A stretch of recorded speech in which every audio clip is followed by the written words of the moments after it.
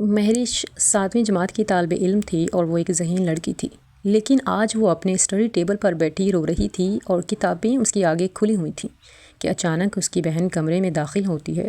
وہ مہرش کو روتا ہوا دیکھ کر مہرش کے قریب آتی ہے اور نرمی سے پوچھتی ہے، کیا ہوا میری پیاری بہن، کیوں رو رہی ہو؟ مہرش نے بتایا کہ آج مجھے سبق بہت زیادہ ملا ہے، مجھے نہیں لگتا کہ میں یاد کر پاؤں گی اور میں فیل ہو جاؤں گی۔ تو اس کی بہن نے کہا، لاؤ مجھے دکھاؤ کہ مسئلہ کہاں پہ ہے۔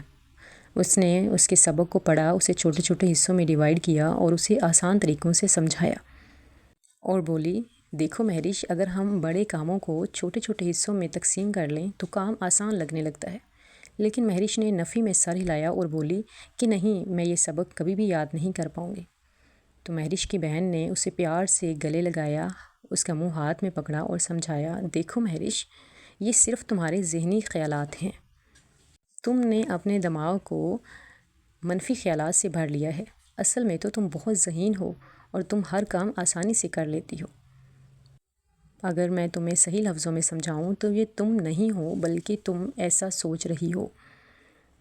مہرش حیران ہو کر بولی، کیا واقعی یہ صرف میرے منفی خیالات ہیں؟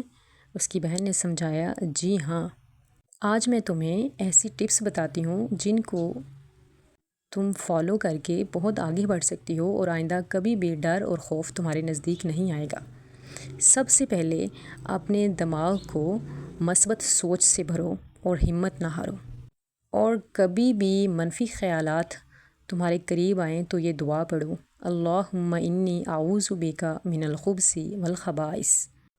اور کوئی بھی کام جتنا بھی مشکل لگے، اپنے ذہن میں یہ بات دہراؤ کہ یہ کام آسان ہے اور میں جلدی کر لوں گی، اور پھر سٹارٹ اپ لو، مطلب کہ کام کو شروع کرو۔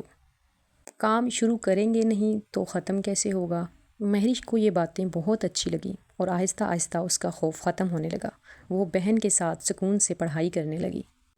تو اس کہانی سے آپ نے کیا سیکھا بچوں؟ کہ مثبت سوچ، محنت اور دعا سے ہر مشکل آسان ہو جاتی ہے۔ اگر آپ کو کہانی پسند آئی ہے تو خوبصورت سا کمنٹ کیجیے۔